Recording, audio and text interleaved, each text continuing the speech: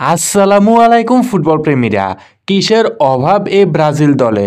পেলে গারিনচা গেছেন, জিকো সক্রেটিসরা এসেছেন, জিকো সক্রেটিসদের পথ ধরে তাদের পথে এসেছেন রোমারিও, রোনালদো, রিভালদোরা। থ্রি আর বিদায় নিতে না নিতেই ব্রাজিলের ফুটবলে আরেকটি প্রজন্মের আবির্ভাব হয়েছে। সে প্রজন্ম কাকা রোনালদিনহোদের। এরপর নেইমার এসেছে।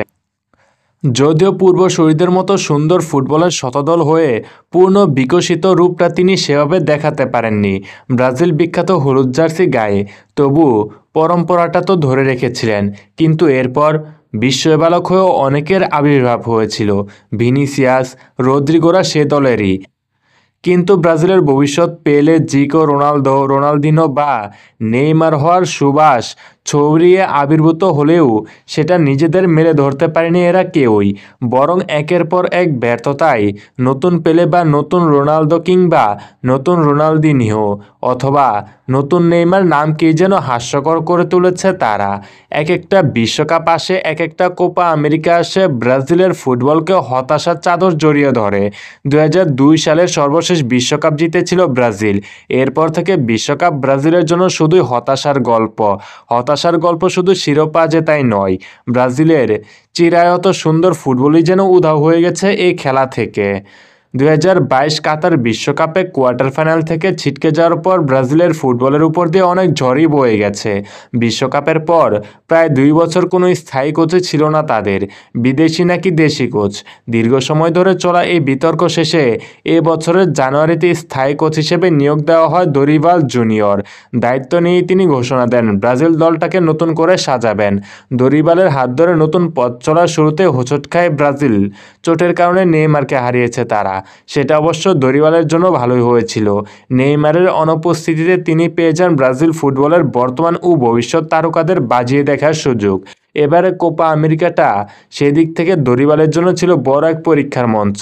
সে পরীক্ষায় ব্যর্থ দরিভাল, ব্যর্থ ব্রাজিল, ব্যর্থ তাদের ফুটবলের বর্তমান ভিনিসিয়াস জুনিয়র, রদ্রিগো আর ভবিষ্যতের এন্দ্রিক। সুন্দর ফুটবল দূরে থাক, উরুগুয়ের বিপক্ষে কোয়ার্টার ফাইনালে সময়ের চাহিদা মেটাতে পারেনি রদ্রিগো এন্দ্রিকরা। নিষেধাজ্ঞার কারণে ভিনিসিয়াস খেলতে পারেননি এই ম্যাচ। দরিভাল এই প্রথমবারের মতো শুরুর একাদশে খেলান এন্দ্রিককে। কিন্তু ব্রাজিলের ভক্ত সমর্থকদের যার পরনায় হতাশ করেছে রিয়ালের মাদ্রিদগামী উঠতি এই তারকা। শুধু এন্দ্রিকই নয়, এই ম্যাচে ভুলে যাওয়ার মতো ফুটবল খেলেছে পুরো ব্রাজিল দলই। রাফিনা, রদ্রিগো, এন্দ্রিক নামগুলো তো খুব একটা মন্দ নয়। সময়ের তারকা ফুটবলারদের তালিকা করতে গেলে এই নামগুলো থাকেই। তাহলে কিসের অভাব এ ব্রাজিল দলে? কেন তারা সুন্দর ফুটবলের ফুল ফোটাতে পারছে না সবুজ মাঠে? প্রশ্নের উত্তর খুঁজতে গিয়ে ভারতের ধ্রুপদী সঙ্গীতের অন্যতম নাম প্রয়াত রশিদ খানের একটা কথা খুব মনে পড়ছে।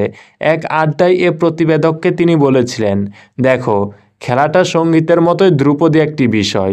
সে তুমি ক্রিকেট বা ফুটবল, যে খেলাই কথা বলো না কেন।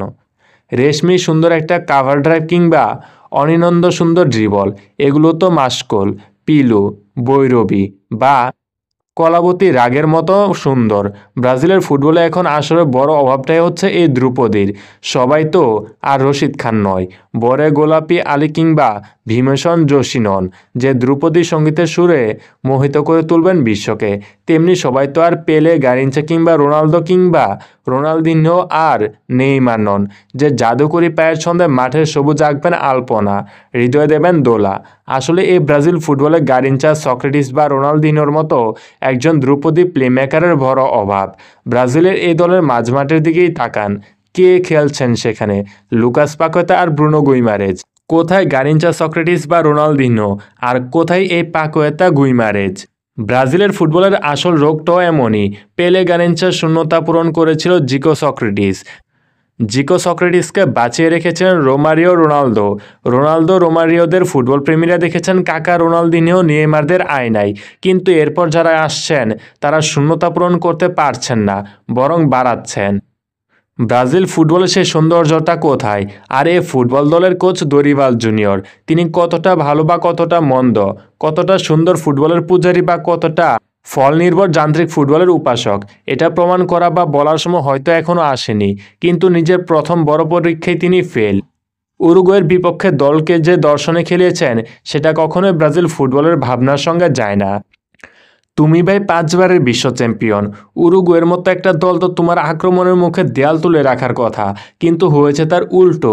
এই দেয়াল ভাঙতে তুমি কতটা দক্ষতা দেখাতে পারবে সেটাই দেখতে চাইবে বিশ্ব।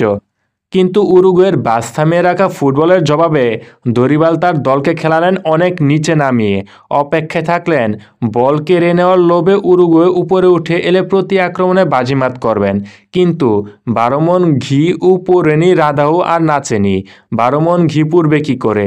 যোগ করার সময় 20 মিনিট উরুগুয়ে খেলল 10 জনের দল নিয়ে। এমন অবস্থায় যেখানে উরুগুয়ের সময় নষ্ট করার নানা বাহানা দেখাবে, সেখানে তারা কেন বারবার বল নিয়ে উপরে যাবে? সেখানে ব্রাজিল দু একজন খেলোয়াড়কে দেখা গেল মাঠে হয়তো গড়াগড়িও দিতে। এটা দেখে কোপা আমেরিকার শুরুর আগে রোনালদিনোর একটা কথা মনে পড়ে যায়, এই দলের সব কিছুরই অভাব আছে।